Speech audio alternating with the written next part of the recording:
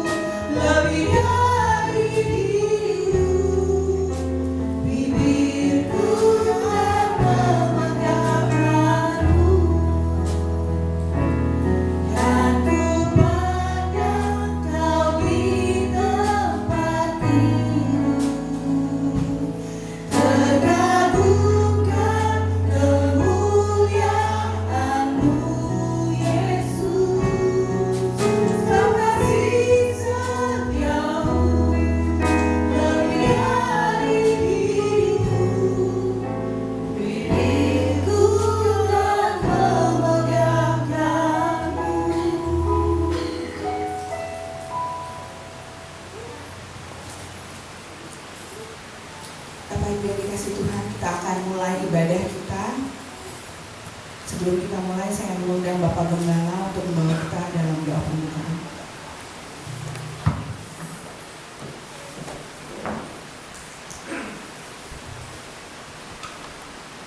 Mari Bapak Ibu, kita satukan hati kita mau beribadat. Bapa kami yang di surga, kami yakin percaya Tuhan Yesus, kuasa-Mu nyata dalam hidup kami. Kami begitu yakin keselamatan dalam nama Tuhan Yesus ada, ya Tuhan Yesus. Dengan keyakinan akan pendengaran firman Tuhan, iman kami timbul, ya Tuhan Yesus, bahwa hanya Engkaulah satu-satunya juru selamat kami. Hanya Engkaulah, ya Tuhan Yesus, yang dapat memperbarui hidup kami hari pas hari. Tiada nama lain selain nama Tuhan Yesus yang menyukakan hati kami. Kami serahkan kebaktian ini dalam tangan pengasihan-Mu, ya Roh Kudus.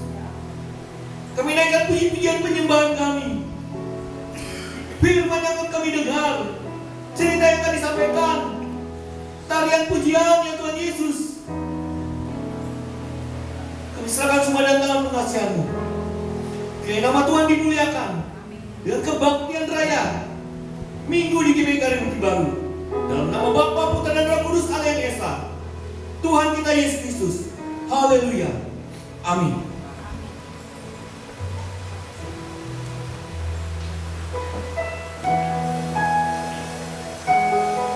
Jemaat yang dikasih Tuhan, kita mau mempersiapkan hati kita. Kita mau masuk lebih dalam lagi dalam hadirat Tuhan. Kita mau nyanyikan lagu Mazmur 63 ini lebih lagi. Kita mau sembah Tuhan. Kita mau serahkan hati kita lebih lagi pada Tuhan.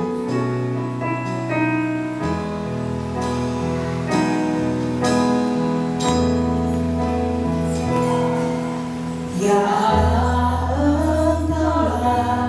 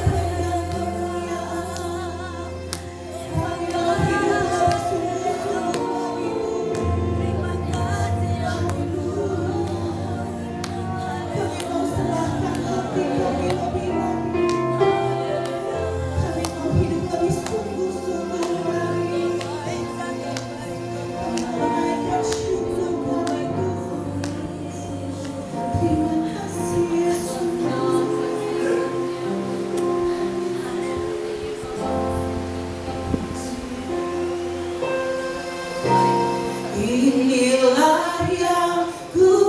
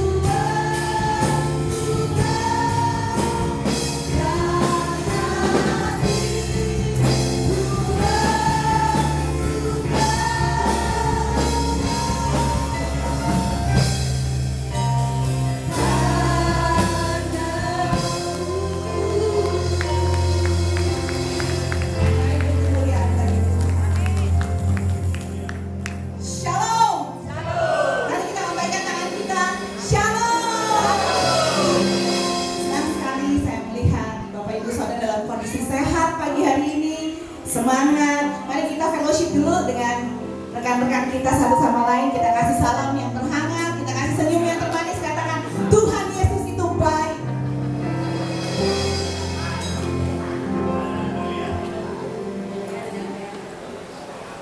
Tuhan Yesus itu baik, saudara. Kita punya Tuhan yang penuh kasih. Kasihnya Tuhan itu kasih yang mengubahkan hidup kita.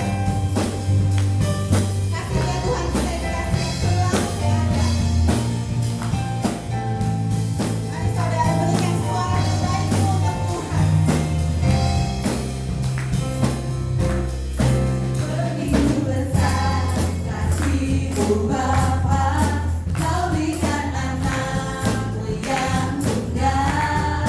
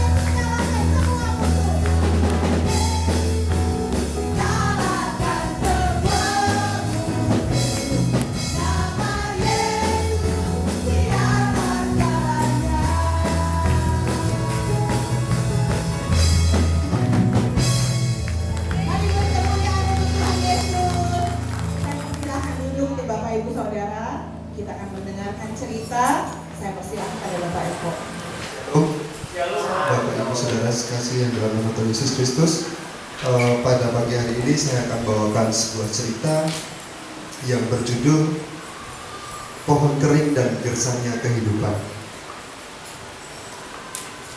Di tengah padang pasir yang luas dan tandus, berdiri tegak sebuah pohon yang kering.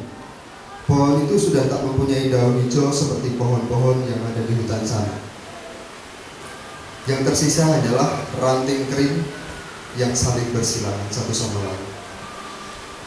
Pada suatu pagi yang cerah, matahari sangat terik sehingga menciptakan bayangan yang panjang yang melintang di atas gersangnya pasir. Disinilah tempat pohon itu tinggal. Di tengah padang pasir yang gersang dan tak berpenghuni, setiap angin yang bertiup kencang, pasir yang terbawa angin seperti pasukan yang sedang menyerbu gerbang.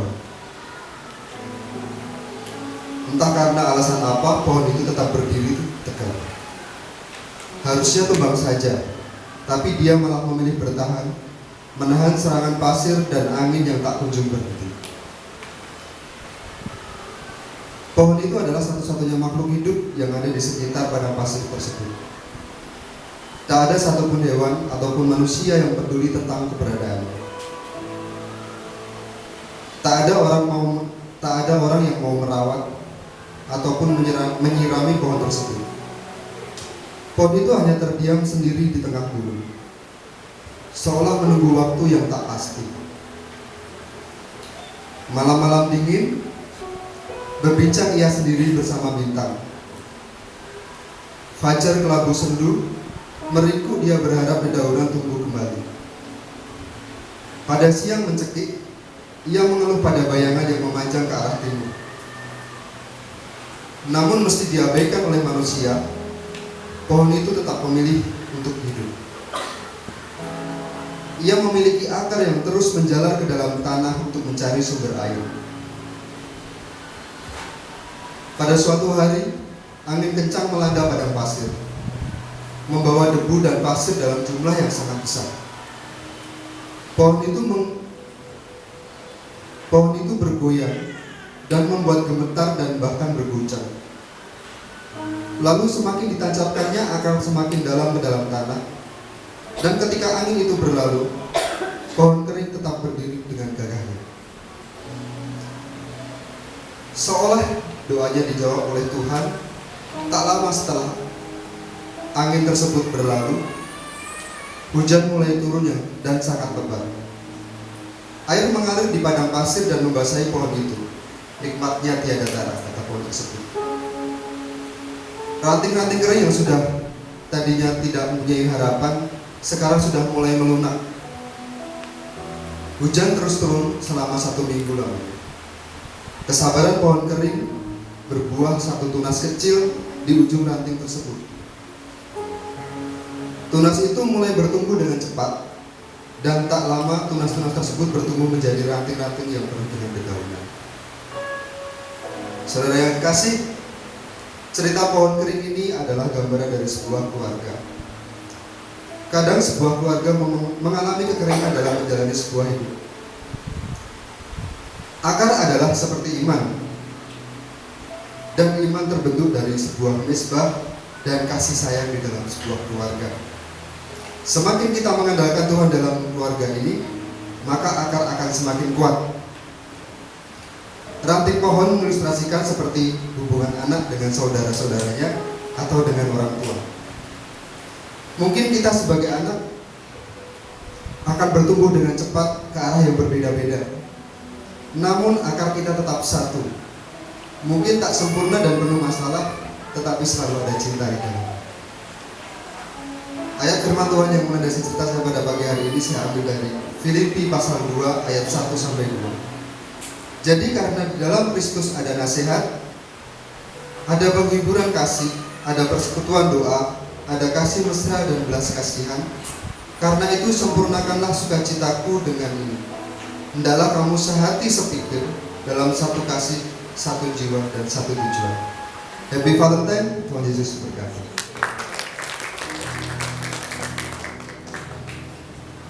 Cerita yang sangat menginspirasi Transmigrasi. Terima kasih kepada Bapak Eko. Baik saudara, kita akan masuk dalam pemberitaan firman Tuhan. Kita mau persiapkan hati kita untuk terima kebenaran firman Tuhan. Saya undang Bapak Ibu Saudara untuk bangkit berdiri. Tuhan, kami mau terhubung lebih lagi dengan-Mu Tuhan. Kami percaya Tuhan, firman-Mu adalah jalan kehidupan bagi setiap kami. Ajar kami untuk terus berpegang erat dan berharap, karena kami percaya Tuhan, Kau adalah jalan yang tidak pernah mengecewakan. Amin. Kasih-Mu layakan, benar Tuhan, kasih-Mu sungguh melayakan kehidupan kami Tuhan.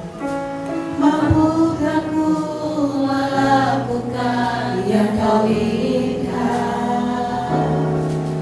Tak bisa ku berlepas, Kau menggenggam tanganku, ingin lebih mengenal pribadi-Mu. Ku terhubung denganmu, selalu melekat di hatimu. Firman-Mu itulah dasar hidupku, yang berdaulat atasku.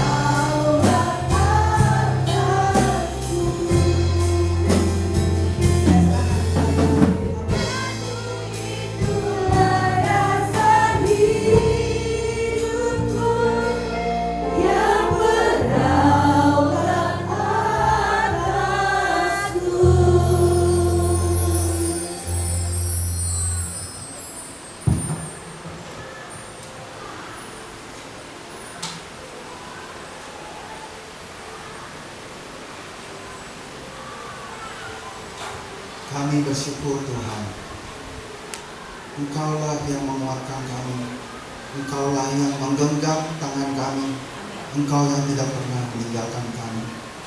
Kami sangat bersyukur mempunyai Allah yang seperti Engkau Tuhan. Bapa di surga, pagi ini kami mau mendengarkan kebenaran firman Tuhan. Biarlah firman Tuhan itu mengubahkan kami. Jadikan hati kami seperti tanah yang subur, yang siap untuk menerima kebenaran firman Tuhan, yang siap untuk menerima teguran dari Tuhan, yang siap untuk menerima nasihat dan pembentukan dari Tuhan. Biarlah hidup kami semakin hari semakin disempurnakan hingga sama seperti Engkau ya Tuhan. Kiranya Engkau yang menjamah kami semua supaya kami bisa menerima firman Tuhan dengan lemah lembut dan dengan sukacita.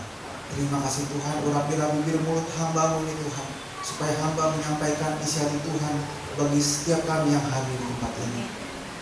Terima kasih Tuhan, kami menolak segala bentuk pekerjaan iblis roh jahat yang berusaha mengganggu jalannya pemberitaan firman Tuhan. Kami patahkan, hancurkan segala kuasanya di dalam nama Tuhan Yesus Kristus, Roh Kudus yang menguasai tempat ini sepenuhnya. Terima kasih Bapa, terima kasih, kami bersyukur dan kami siap untuk menerima firman Tuhan. Dalam nama Tuhan Yesus Kristus kami berdoa dan mengucap syukur. Haleluya. Amin. Silakan duduk Bapak Ibu Saudara.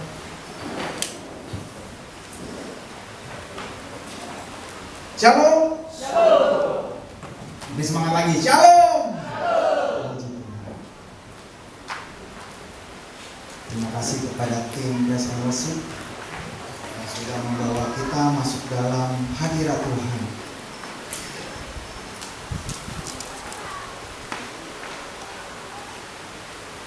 Ya, Bapak Ibu Saudara, tema yang diberikan kepada saya hari ini adalah mengenai kemurahan hati.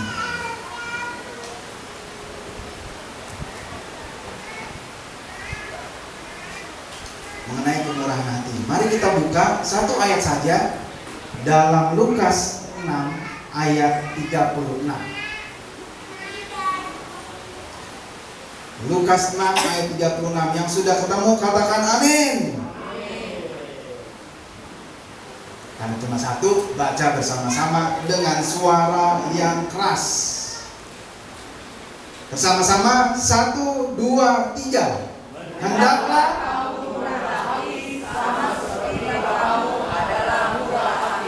karena cuma satu, boleh lah ya, dihafalin lah ya, biar jadi kado untuk hari Minggu ini.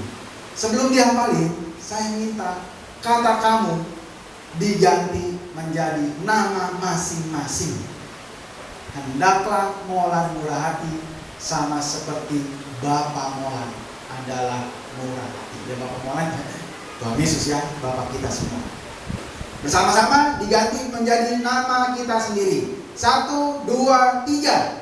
Hendaklah diri murah hati sama seperti Bapa diri adalah murah hati. Oke. Nah ya, saya kasih waktu 5 detik untuk menghafalkan. Habis ini nggak boleh lihat apapun dan nggak boleh lihat. Nah, 1, 2, 3, 4, 5.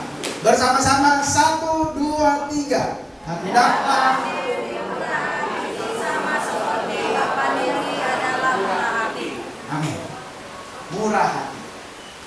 Nah Bapak Ibu Saudara, kalau Bapak Ibu perhatikan dalam Lukas 6 ayat 36 ini, nanti lihat di atasnya itu judul perikopnya adalah kasihilah musuhmu. Kasihilah musuhmu. Ini sama dengan di Matius 5 ayat 38 sampai 48. Judulnya juga sama, isinya juga kurang lebih sama. Kasihilah musuhmu. Yang di Matius itu bicara gini, kalau ada orang tampar pipi kiri, kasih pipi kanan. Nah kayak gitulah. Pasti semua udah pernah dengar ya firman Tuhan seperti itu ya. Ini perikop yang sama, bahasannya sama. Pada waktu itu Tuhan Yesus yang berbicara. Tuhan Yesus berbicara di atas bukit, lalu ada ucapan bahagia ya, berbahagialah orang yang murah hatinya, berbahagialah orang yang membawa damai sejahtera dan lain sebagainya. Nah ini termasuk dalam bagian yang dikhotbahkan Tuhan Yesus di bukit. Tapi ada bedanya antara Lukas sama Matius? Di perikop kasih hilang musuhmu, bagian ayat yang terakhir, kalau di Lukas bunyinya seperti ini. Hendaklah kamu murah hati sama seperti Bapamu adalah murah hati. Tapi kalau di Matius bunyinya seperti ini. Hendaklah kamu sempurna sama seperti Bapamu yang di sorga adalah sempurna. Nah ini bayangin ya Bapak Ibu Saudara, waktu itu Tuhan Yesus ngomong di bukit seperti ini ya. Kalau Matius dengarnya begini, hendaklah kamu sempurna sama seperti Bapamu yang di sorga adalah sempurna. Tapi kalau Lukas dapatnya beda, hendaklah kamu murah hati sama seperti Bapamu adalah murah hati. Ini bukan ayat yang bertentangan. Bapak Ibu Saudara, kalau ketemu firman Tuhan, loh kok beda? Jangan-jangan palsu di Alkitab. Jangan. Kita harus teliti lebih dalam. Justru dengan perbedaan dua orang, ya ada dua orang yang mengamati ini. Ternyata kedua orang ini adalah saling melengkapi artinya. Saling melengkapi, bukan saling menyalahkan satu dengan yang lain, tapi saling melengkapi. Kalau Matius bilang hendaklah kamu sempurna, tapi kalau Lukas bilang hendaklah kamu murah hati. Nah, kira-kira benang merahnya apa? Kalau yang saya tangkap, yang saya dalami adalah hendaklah kamu memiliki kasih yang sempurna. Karena perikop itu bahasnya tentang kasih langsung. Hendaklah kamu memiliki kasih yang sempurna seperti Bapamu yang di sorga adalah sempurna. Kasih yang sempurna kayak gimana? Kasih yang sempurna adalah salah satunya. Hendaklah kamu murah hati sama seperti Bapamu adalah murah hati.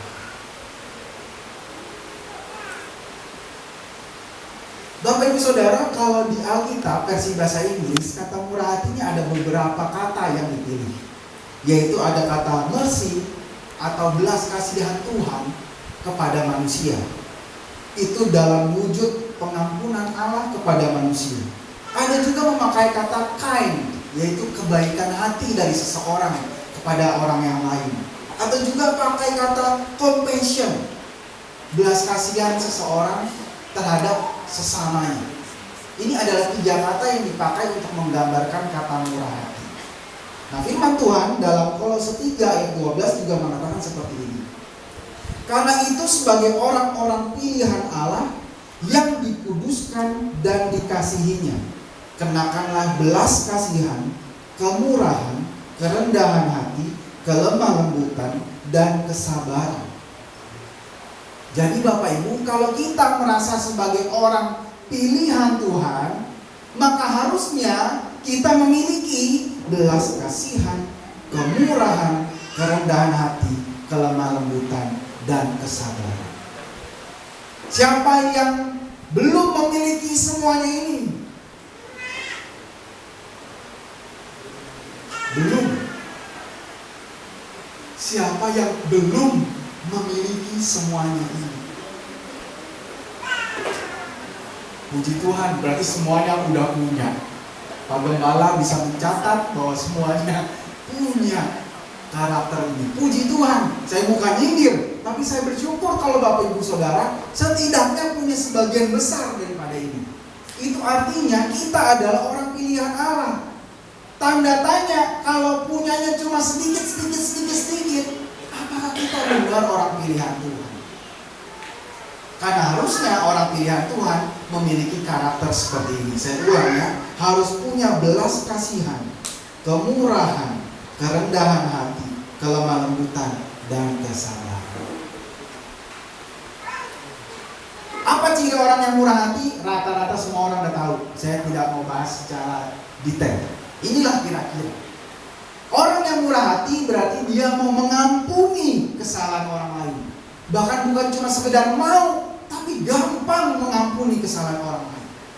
Namanya juga murah. Gampang sekali memberikan pengampunan. Mudah sekali mengampuni kesalahan orang lain. Sangat mentoleransi kesalahan orang lain. Dalam arti yang positif ya Bapak Ibu Saudara. Semua itu ada batasannya. Bukan berarti tutup mata terhadap segala kesalahan. Anak salah dikit, Anak salah dikit, ajarin. Nah, itu bukan kemurahan hati. Itu adalah kasih yang palsu, kasih yang salah. Ini dalam batasan yang benar. Ketika ada orang yang berbuat salah, dia gampang, dia mau mengampuni orang, dia tidak memendam kesalahan orang lain. Itu orang yang murah. Dia juga baik hati dan suka menolong. Bukan baik hati dan gemar menabung, bukan ya. Baik hati dan suka menolong. Gampang sekali tersentuh hatinya untuk menolong orang lain.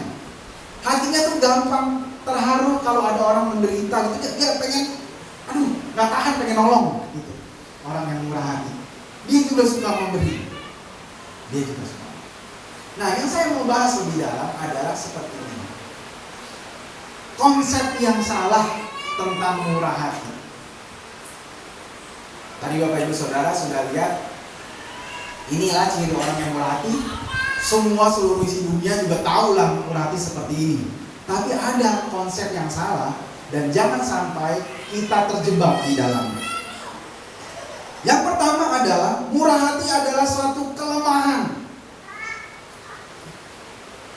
Ini saya berbicara dalam hal mudah mengampuni. Lalu kalau gampang dikit-dikit gampang maafin orang, cemen banget. Sekali-sekali dong. Tunjukkan bahwa lu tuh bisa. Tunjukkan bahwa lu tuh lebih berkuasa. Tunjukkan bahwa lu tuh dan lain sebagainya. Lu juga gak salah. Tunjukkan dong kalau lu juga gak salah. Kalau dikit-dikit maafin, cemen banget lah. Banyak orang menganggap bahwa mudah mengampuni adalah bentuk dari tanda ketidakmampuan seseorang menghadapi orang lain. Tanda kelemahan seseorang yang gak mau berkonfrontasi. Sekali lagi, ini dalam batasan tertentu.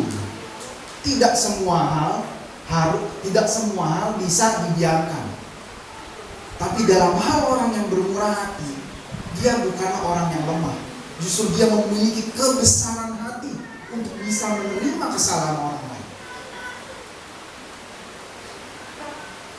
Kenapa murah hati itu bukan suatu kelemahan? Bapak Ibu Saudara, pengorbanan Tuhan Yesus itu adalah puncak kemurahan hati Allah. Butuh kekuatan yang besar untuk bisa berkorban. Dan Tuhan mengampuni kita, itu adalah puncak dari kemurahan hati Allah yang memberikan kasih karunia dan rahmat kepada kita. Ada definisi yang menarik dari kasih karunia dan rahmat yang saya baca dalam satu media online Santapan Rohani, mungkin pernah dengar, santapanrohani.com. Kasih karunia adalah sesuatu yang Tuhan berikan kepada manusia, padahal manusia tidak layak menerimanya. Itu kasih karunia. Rahmat, apa bedanya rahmat dan kasih karunia? Kalau rahmat adalah sesuatu yang Tuhan hindarkan dari manusia, padahal manusia layak menerimanya. Menarik ya? Kasih karunia adalah sesuatu yang Tuhan berikan pada kita, padahal kita tidak layak menerima. Rahmat adalah sesuatu yang Tuhan hindarkan dari kita, padahal kita layak menerimanya. Ya itulah keselamatan. Keselamatan kita terima sebagai kasih karunia, padahal kita orang berdosa, tidak layak menerima pengampunan dari Tuhan. Kita sebagai manusia berdosa tidak layak menerima pengampunan dari Tuhan. Tapi kita sebagai manusia berdosa diberikan rahmat, kita dihindarkan dari hukuman kekal yang harusnya kita terima. Itulah kasih karunia dan rahmat. Bapak Ibu Saudara, kalau kita bisa menghayati kemurahan Tuhan yang Tuhan berikan pada kita, kenapa kita tidak bisa? memberikan kemurahan hati pada orang lain yang bersalah kepada kita. Kalau kita udah begitu banyak dosa di hadapan Tuhan, kenapa kita begitu sombongnya tidak mau melepaskan pengampunan buat orang lain yang bersalah kepada kita?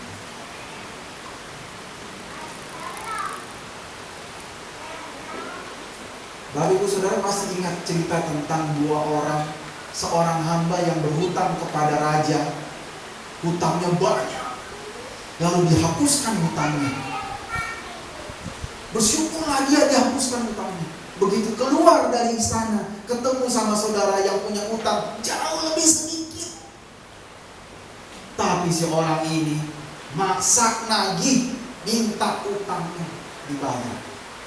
Padahal dia baru aja menerima pembebasan dari hutang yang sangat besar. Mengampuni atau membebaskan sedikit saja dia lama. Kalau kita melihat atau mendengar cerita seperti itu, apa dalam hati kita? Rasanya apa? Kebangetan banget sih ini orang. Gak tahu diri banget sih ini orang. Lu baru aja diampunin. Kenapa lu gak mau ngampunin tetangga lu? Tapi begitulah ternyata kita. Ternyata kita orang itu. Kita sudah menerima pengampunan dari Tuhan, harusnya mati masuk neraka, habislah itu. Tapi saudara kita yang punya dosanya sedikit, kita anggap dosanya segede gunung. Gak bisa dimaafkan. Perbuatannya tidak bisa dimaafkan. Sampai gua ke liang kubur, gua gak akan memaafkan. Kitalah orang itu. Bagaimana kita bisa menghayati kemurahan Tuhan?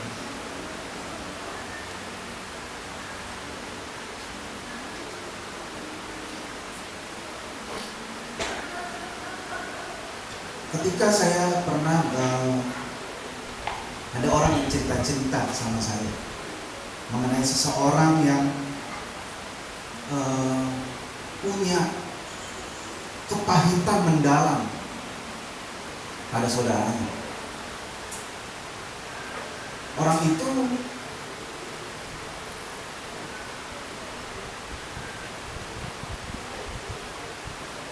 pada waktu cerita-cerita ya saya terpikir,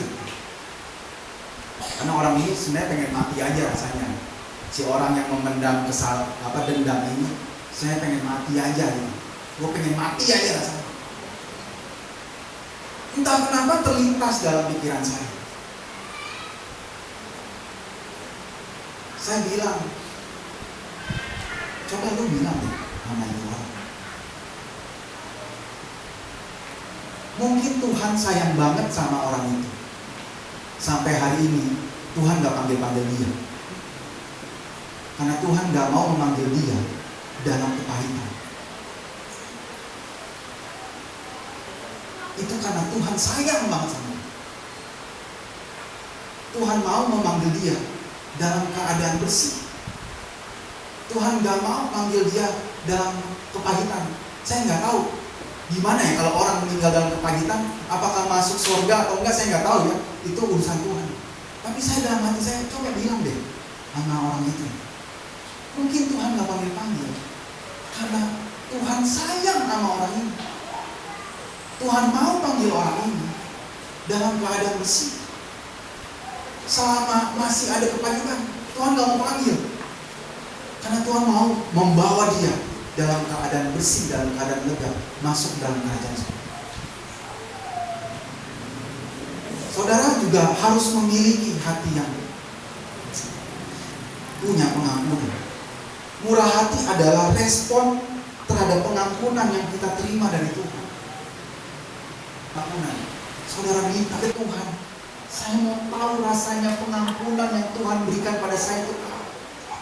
Saya yakin kalau Bapak Ibu Saudara bisa merasakan pengampunan yang Tuhan berikan, pasti Bapak Ibu Saudara bisa mengampuni saudara itu. Masalahnya, kenapa kita susah mengampuni? Kita tuh belum ngerasa banget diampuni sama Tuhan. Kita belum ngerasain yang namanya api neraka tuh kayak apa sih gitu ya. Mungkin kalau ada Bapak Ibu Saudara yang mati suri, kalian dibawa rohnya ke neraka untuk nyobain sedikit panasnya api neraka, mungkin nggak bisa merasakan rasanya terbebas dari api neraka itu seperti itu. Satu ayat yang menarik dalam Amsal 11 ayat 17. Mari kita buka ya. Kita baca bersama-sama Amsal 11 ayat 17.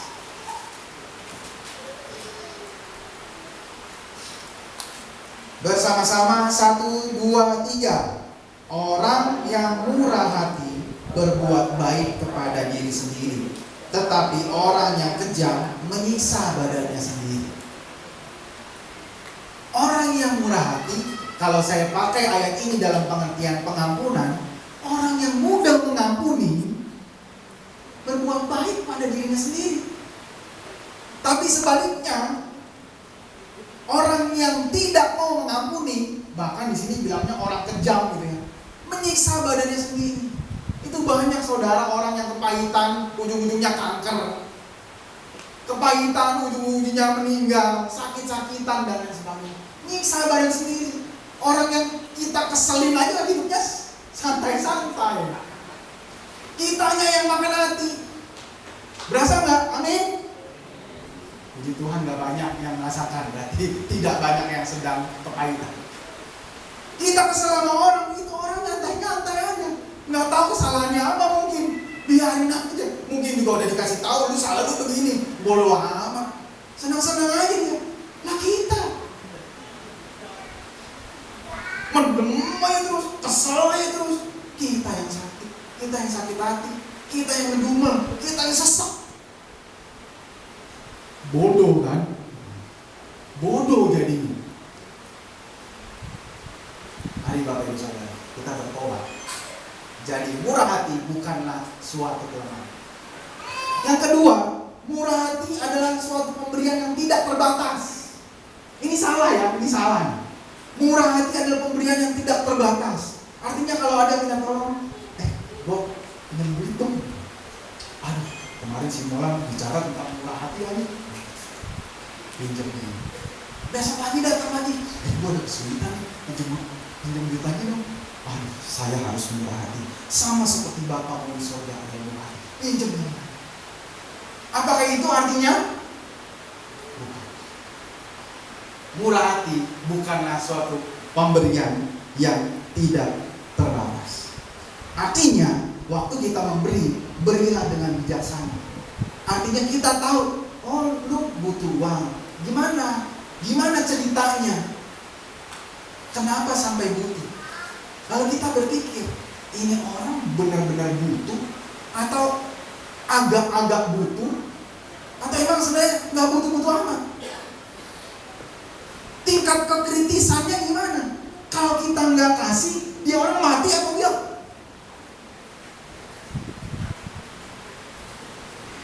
Kita harus tahu latar belakang dan tujuan. Ini bukan lagi nyusun skripsi ya, nyusun latar belakang sama tujuan, bukan. Ini kita harus tahu, itu namanya bijaksana. Ayo cerita, kenapa lu butuh? Dengan ini. Saya di kantor Bapak Ibu Saudara, karena saya adalah ketua serikat pekerja, jadi saya ngurusin utangnya orang.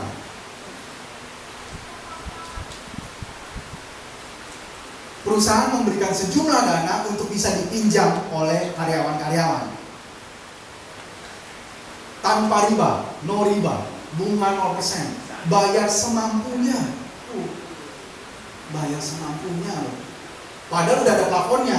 Kalau 6 juta, pokoknya bayar itu setahun harus lunas. Berapapun pinjamannya, pokoknya setahun harus lunas. Karena uang itu harus putar. Banyak orang yang butuh, jadi harus putar. Kenyataannya enggak. Kenyataannya enggak. Jadi kadang-kadang saya di kantor bukan cuma sebagai karyawan, sebagai debt collector. Tapi saya udah bilang sama teman-teman pengurus SP, gua nggak mau ya jadi debt collector ya. Gua di sini kerja. kerja bikin obat, bukan jadi debt collector. Jadi kita pahamlah apa situasi mereka, kita ngomong dengan baik-baik. Jadi saya kenal berbagai karakter orang yang suka pinjam. Ada orang-orang yang memang kalau butuh aja, butuh banget baru pinjam. Ada orang yang dikit-dikit pinjam. Nah ini keputusan saya, harus ngasih iya atau tidak. Duit orang, duit bos, tapi saya mutusin duitnya dikasih apa enggak. Kan beban dalam hati saya. Oleh karena itu saya nggak bisa segampang itu, oh kasih, lu butuh kasih. Cerita, butuh apa. Ada yang akhirnya tidak dikasih. Ada yang akhirnya dikasih cuma setengah, 1/4. Ada yang full. Jadi memberi itu dengan bijaksana. Kita tahu tingkat kekritisannya seseorang. Bahkan kita bisa menilai, lu tukang tipu. Buat tahu sebenarnya buat apa. Tentu saja ketika kita menolak dengan bijak. Gak perlu bohong. Gue gak punya duit. Padahal punya duit itu bohong. Gak perlu bohong. Minta hikmah dari Tuhan gimana caranya. Kalau perlu negor langsung. Tapi dengan bijak. Memberi juga dengan sukacita. Kita buka dulu tadi ya. Dalam 2 Korintus 8 ayat 12. 2 Korintus 8 ayat 12.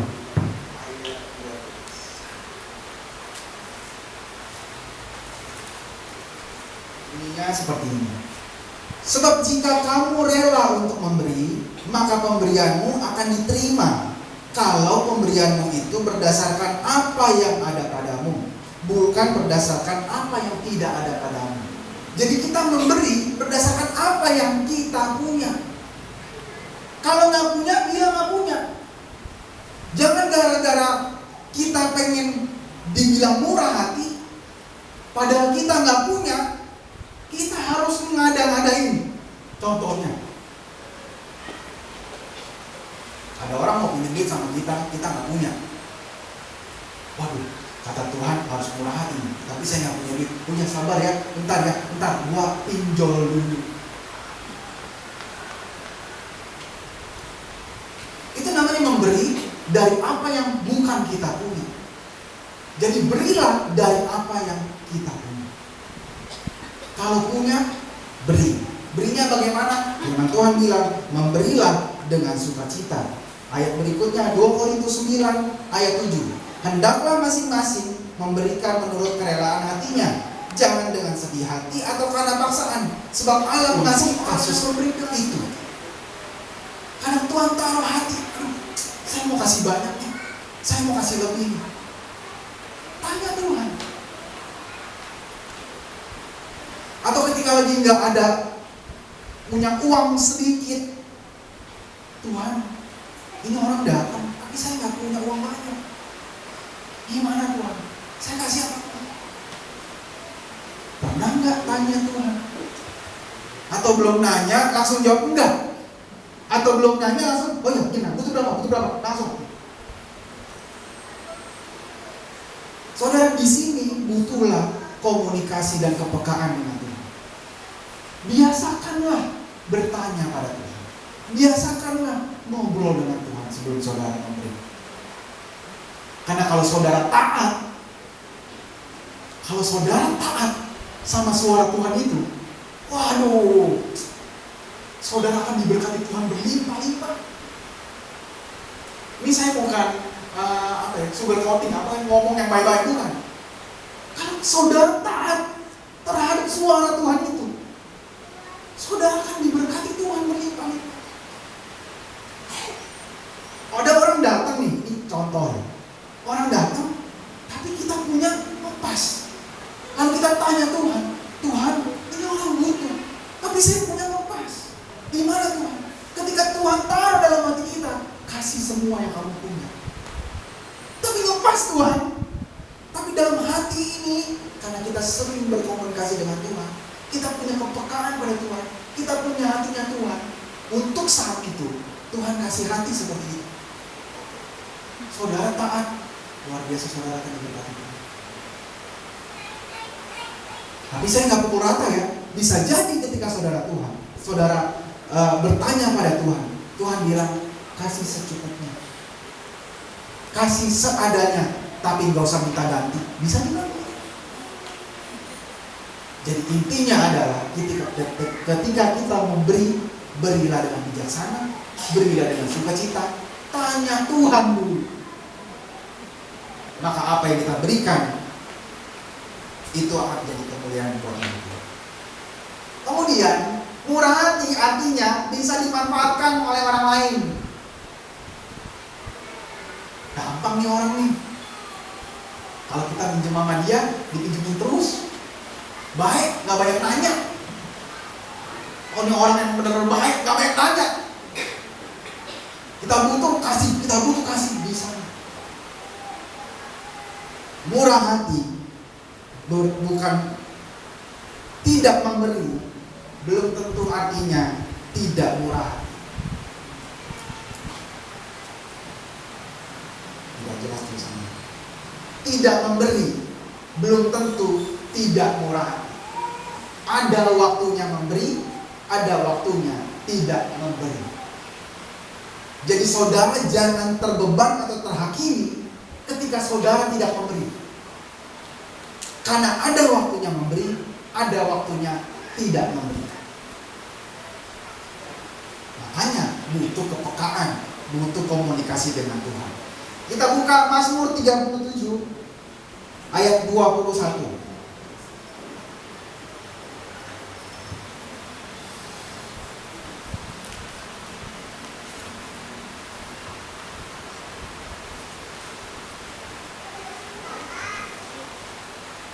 Mazmur 37 ayat 21. Begini bunyi firman Tuhan. Orang fasik meminjam dan tidak membayar kembali, tetapi orang benar adalah pengasih dan pemurah. Siapa yang minjem duit orang tapi gak pernah bayar? Puji Tuhan ada? Atau gak nyadar kalau udah minjem, jadi lupa. Firman Tuhan bilang ya, orang fasik meminjam dan tidak pernah bayar kembali. Saudara pinjam sama orang, saudara gak bayar, saudara orang fasik. Emang orang fasik itu diterima sama Tuhan? Enggak. Orang fasik itu dikutuk Tuhan. Jadi kalau saudara pinjam uang sama orang, datang pada orang lain melas-melas pinjam uang, terus lupa. Atau mungkin dalam pikirannya, dia orang Kristen, anak Tuhan, hamba Tuhan, pasti gua diampuni, pasti nggak dibayar nggak apa-apa. Bapak ibu saudara, judulnya bagaimana? Bapak ibu datang ke orang tersebut, judulnya apa? Saya minta atau saya pinjem? Ngomongnya gimana? Gua pinjem atau gua minta? Kalau judulnya pinjem, jangan lupa balikin, Bapak ibu saudara. Jangan lupa balikin. Jangan malu-maluin Tuhan Yesus. Jangan malu-maluin Tuhan Yesus. Jadi orang Kristen minjem, tapi lupa kalau minjem.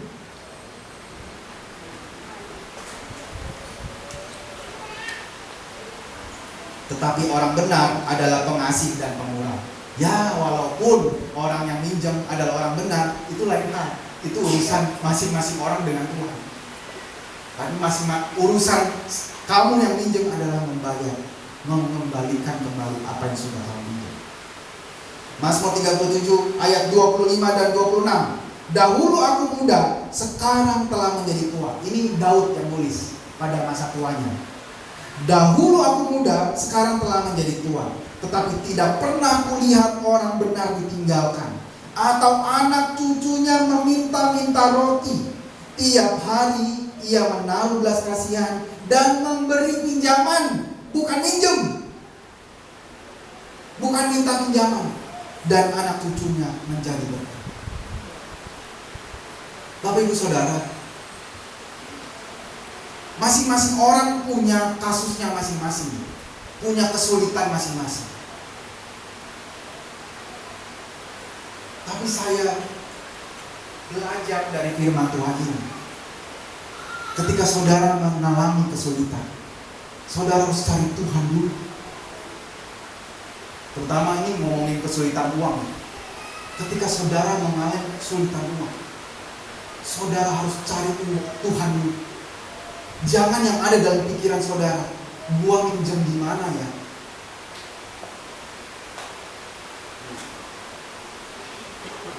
Karena firman Tuhan bilang orang benar itu memberi pinjaman, bukan minta pinjaman. Jadi saudara ketika ketemu suatu kesulitan, saudara tanya Tuhan dulu, saya harus bagaimana Tuhan? Saya nggak punya duit, saya butuh uang, saya harus bagaimana Tuhan? Saudara cari Tuhan dulu, bukan cari pinjaman dulu. Mari kita punya konsep seperti ini, supaya hubungan kita dengan Tuhan semakin erat. Ketika saudara cari Tuhan, Tuhan akan bukakan hal-hal yang lain, pintu-pintu yang lain, yang bukan cuma sekedar dapat uang. Ketika saudara bertemu dengan Tuhan, saudara akan tahu bahwa jalan keluarnya bukan uang ternyata. Tapi ketika kita nggak ketemu Tuhan, ketika kita nggak tanya Tuhan, yang dalam otak kita duit, solusinya adalah uang, solusinya adalah uang. Saya nggak punya uang, solusinya adalah uang. Tapi buat Tuhan, solusinya belum tentu uang. Jadi saudara diwajibkan berkomunikasi dengan Tuhan. Diwajibkan berkomunikasi dengan Tuhan terlebih dahulu. Apakah itu akhir ujung-ujungnya minjem? Itu pun sesuai dengan kehendak Tuhan. Tapi saya bilang sekali lagi, belum tentu semua solusinya adalah konsep salah yang lain adalah murah hati itu hanya berbicara tentang uang. Sebenarnya tidak. Murah hati memberi waktu, memberi perhatian, dukungan moral, kepedulian, dan semangat kepada orang yang sedang kesusahan atau sedang menderita. Itu juga murah hati. Jadi kalau kita nggak punya uang, jangan rendah diri. Aduh, gua nggak bisa kasih apa-apa buat itu orang. Enggak. Tidak semuanya berbicara tentang uang. Saudara bisa kasih semangat, saudara bisa kasih perhatian, saudara bisa kasih kepedulian, saudara bisa kasih waktu, tenaga untuk membantu orang tersebut. Saudara bisa WA, semangat ya, Tuhan Yesus memberkati. Semangat ya, Tuhan berikan kekuatan. Karena kita nggak tahu, bisa jadi itu orang cuma butuh semangat, nggak butuh uang.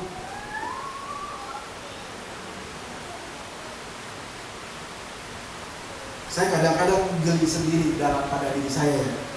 Kadang-kadang anak youth sering curhat sama saya, ngobrol lah inilah, ngobrol lah itulah. Dan hati saya, kenapa ya pada banyak yang curhat sama saya ya? Padahal solusi saya cuma, udah ya, kita berdoa ya, gitu dong. Begitu doang. Jangan Bapak Ibu kira kalau ada orang yang curhat, ngobrol sama saya gitu, terus solusinya dapat kata-kata hikmat gitu ya, kata-kata bijak. Kata-kata bijak hari ini apa kamu ulangi? Jangan harap itu. Enggak. Kebanyakan nggak ada keluar kata-kata hikmat.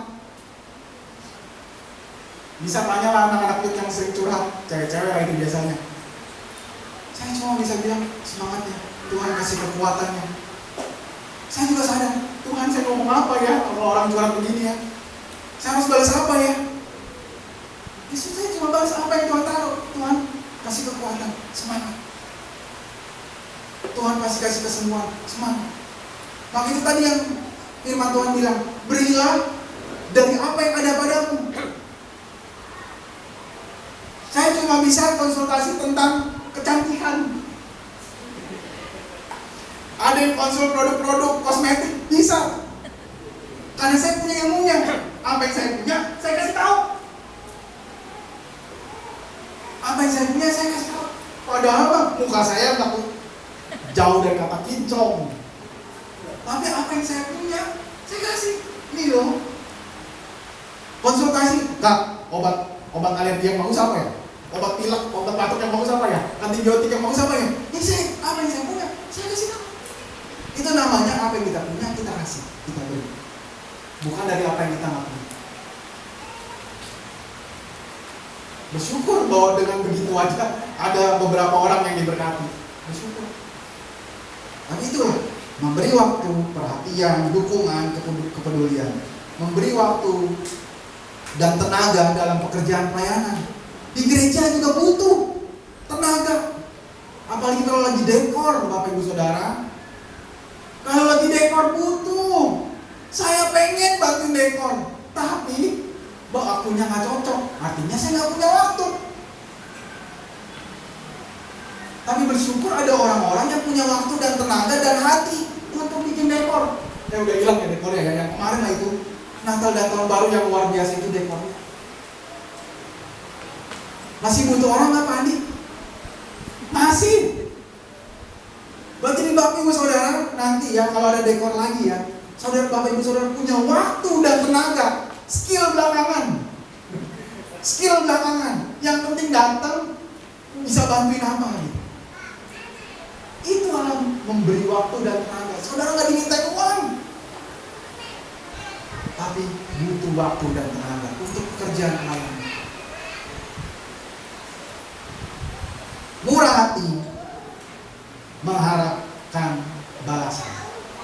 Ini yang salah. Yang benar adalah murah hati tidak mengharapkan balasan. Berilah pinjaman kepada orang yang membutuhkan tanpa riba, tanpa pamrih. Berikan bantuan tanpa merendahkan orang lain. Ada ya kadang-kadang kita bantuin orang sambil ngata-ngatain orang. Pernah nggak? Bantuin orang sambil ngata-ngatain, makanya lu payah sih lu ini nyusahin gua aja. Bantuin orang tapi ngerendahin orang lain. Minjemin duit orang sambil maki-maki, makanya lu jangan ketemu, sambil merendahkan derajatnya. Pernah nggak begitu? Puji Tuhan kalau belum ada yang pernah. Bantulah orang lain tanpa merendahkan orang lain. Nah ada cerita yang menarik, judulnya Kopi di Dinding.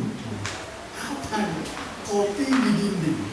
Jadi ceritanya gini, ada sepasang wisatawan, suami istri ya, lagi berlibur ke Italia,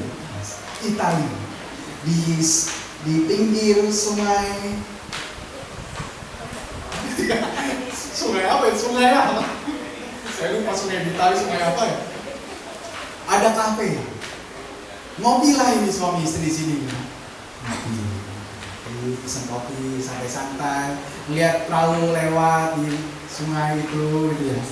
Venesia, sungai Venesia. Waduh, suatu saat dalam nama Yesus saya mau sono.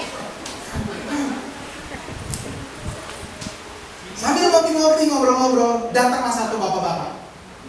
Seorang diri, duduk. Waiter, pesan kopi 2. 1 buat di dinding. Nah, di sini wisatawan nih, turis nih. Satu buat di dinding. Oh iya. Waiternya datang, ngasih 1. Emang 1 doang.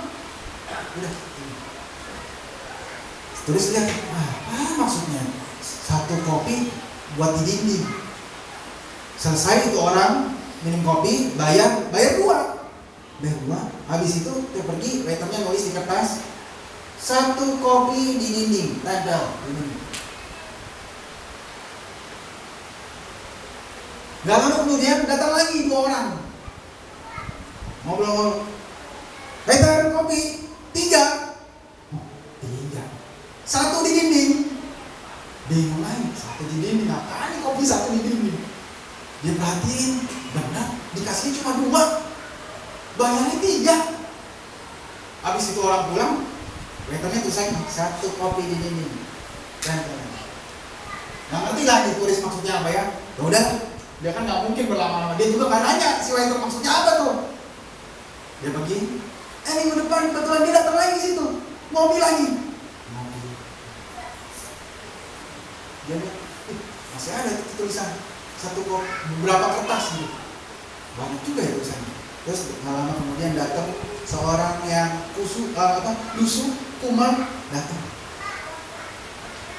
Dokter, kopi ya, 1 kopi di dinding ya. Oh iya. Datangnya ngasih kopi, ya, 1 kertas dicabut. Ngerti ya artinya ya? Itu kalau ada konsep begitu, itu hebat banget. Itu namanya memberi, mengasihi tanpa merendahkan orang lain. Memberi dengan pemberian tersembunyi. Nggak perlu tahu siapa yang terima, nggak perlu tahu siapa yang ngasih. Wah, itu seperti firman Tuhan, pemberian yang tersembunyi itu akan Tuhan berkati berlimpah-limpah. Bapamu yang di sorga akan mengetahui pemberianmu yang tersembunyi itu. Itu namanya memberi tanpa merendahkan orang lain. Saudara bisa menolong orang lain tanpa merendahkan orang lain. Saudara bisa menolong orang lain tanpa merendahkan orang lain. Saudara bisa membantu, menyenangkan hati orang lain tanpa merendahkan orang lain. Karena tidak semua berbicara tentang uang. Saya sering ingatkan kepada teman-teman yang bekerja. Lu kalau kerja di kantor, apapun tugas yang dikasih kepada kamu, selesaikan secepat mungkin dan sebenar mungkin. Supaya waktu sisanya kamu pakai untuk bantuin teman kamu kerjaan yang lain. Kerjakan tugas yang kamu terima dengan secepat mungkin dan sebenar mungkin, supaya ada sisa waktu kamu bisa bantuin orang lain. Itu namanya memberi, bukan dengan uang. Memberi dengan semangat, memberi dengan perhatian. Walaupun yang kita bantu, ya cuma ecek-ecek, tapi ecek-ecek itu sangat berguna buat teman kita. Jadi Bapak Ibu Saudara yang bekerja, coba punya konsep seperti ini. Saudara akan dihargai oleh sesama manusia. Tuhan juga akan menghargai saudara yang mau membantu orang lain. Saudara peduli dengan orang lain, nggak egois bikin kerjaan sendiri.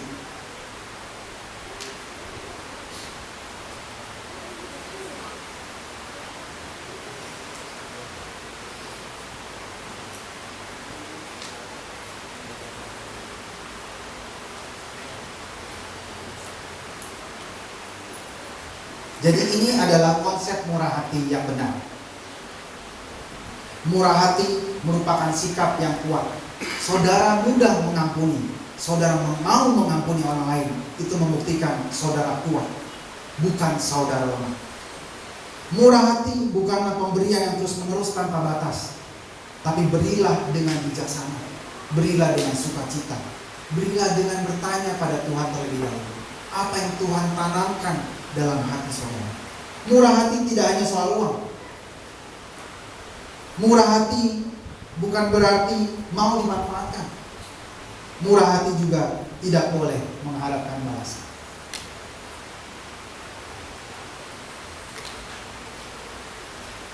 Berikutnya, ini adalah siapa yang tahu? Bunda Teresa. Bunda Teresa pernah ngomong begini, terpotong. Saya bacakan.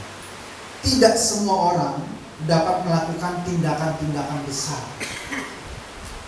tetapi semua orang dapat melakukan tindakan-tindakan kecil dengan kasih yang besar. Saudara gak usah mikir kalau bantuin orang itu harus gimana ya sampai dia bebas dari penderitanya. Gak usah. Biarlah itu urusan dia dengan Tuhan. Bantulah apa yang bisa saudara bantu. Sekali lagi, bukan cuma soal uang. Saudara cuma bisa kasih perhatian, kasih perhatian. Saudara cuma bisa kasih waktu dan tenaga bantu dia, kasihlah. Apa yang kita bisa kasih, kasih. Tindakan-tindakan kecil dengan kasih yang besar. Dengan demikian, seperti firman Tuhan, kita akan mempermuliakan nama Bapa Tuhan yang besar. Tuhan Yesus memberkati. Mari kita berdoa.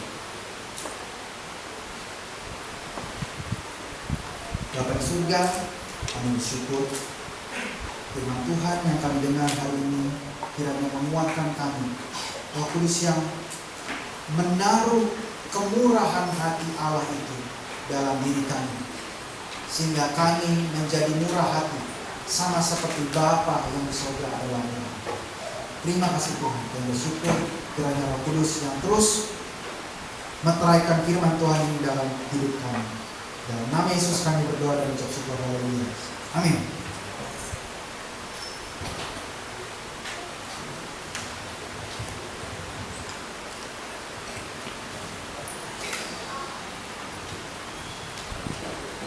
Terima kasih pada Bapak Molan untuk firman Tuhan yang luar biasa. Dengan dikasih Tuhan, kita akan memberikan persembahan kita. Saya minta pada Ibu Indah untuk memimpin dalam doa persembahan. Bapak Ibu, kita persiapkan persembahan kita. Kita satu dalam doa. Bapa kami yang di sorga, kami bersyukur pada saat ini ya Tuhan, kami boleh belajar akan kemurahan. Terima kasih Tuhan, Kau letakkan kami, Kau letakkan firman-Mu dalam hati kami, Kau urapi kami Tuhan. Terima kasih Tuhan untuk pembelajaran hari ini. Ajar kami untuk murah hati, karena Kau murah hati. Biarlah kami memberikan hati kami, tubuh jiwa kami, tenaga kami hanya untuk kemuliaan nama-Mu saja. Terima kasih Tuhan Yesus buat firman yang telah disampaikan dalam Bapak Molan.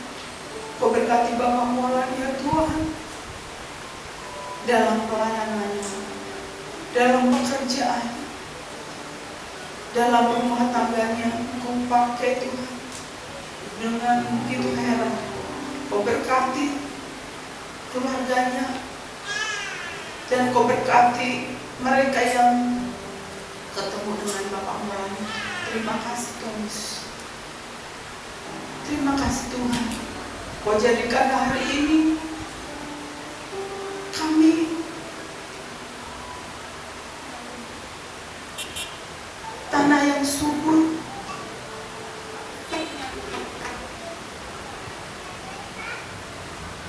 untuk pembelajaran hari ini. Inilah kami ya Tuhan, kami akan memberikan yang terbaik.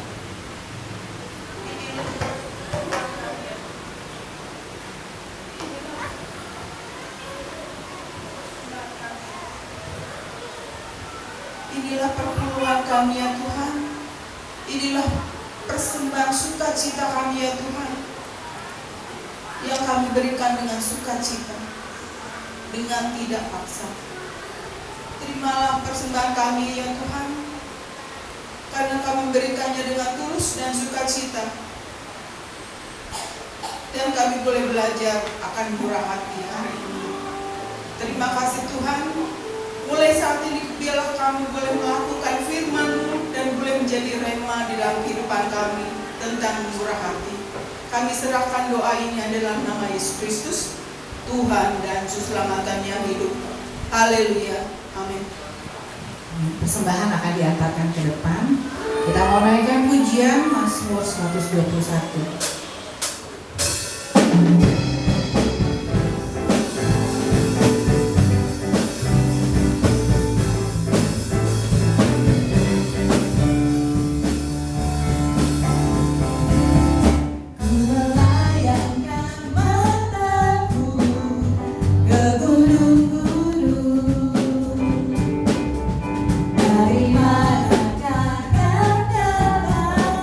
Pertolongan itu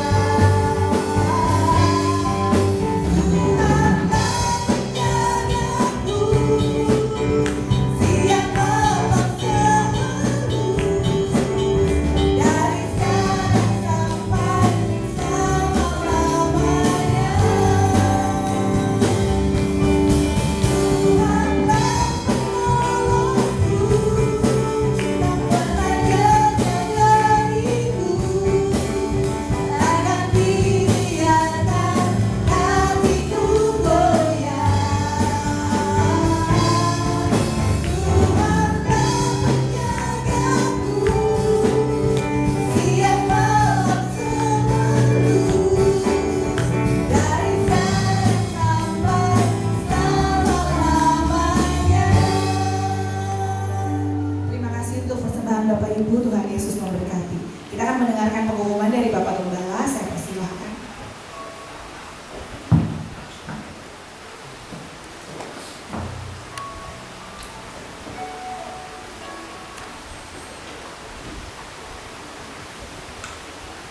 Tuhan, terima kasih atas persembahan Bapak Ibu, kiranya nama Tuhan dimuliakan dan kami akan menjadi bagian bendahara hadir dalam kebaktian bersama di GBK Republik Baru, kiranya nama Tuhan dimuliakan dan saudara menerima berkat luar yang biasa. Bapak Ibu yang dikasihi oleh Tuhan Yesus, ada beberapa pengumuman yang akan kami sampaikan. Minggu depan, minggu keempat, kelompok 2 akan melakukan kesaksian. Kami ingatkan kembali untuk menyiapkan kesaksian yang baik dan nama Tuhan dimuliakan. Dan yang selanjutnya, awal bulan pada tanggal 1 Maret kita akan mengadakan baptisan, ya. Yang sudah sebelum baptisan ini sudah berapa bulan sebelumnya sudah ada pembelajaran, ya. Jadi apabila ada saudara yang ingin dibaptis, kita akan belajar dulu mengenal pendalam Alkitab, ya. Dari itu kita akan baru bisa dibaptis. Jadi tidak serta-merta langsung dibaptis, tapi ada pembelajaran pendalaman Alkitab dulu selama minimal 3 bulan.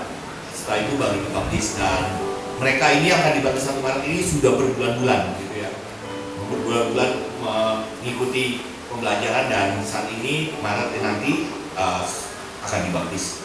Dan saya juga tidak tahu, mungkin nanti Roh Kudus akan menggerakkan mereka berapa. Jadi saya belum bisa memastikan, tidak bisa menyatakan siapa, tapi nanti kita lihat siapa aja yang digerakkan Roh Kudus untuk dibaptis, maka kita akan melakukan baptisan.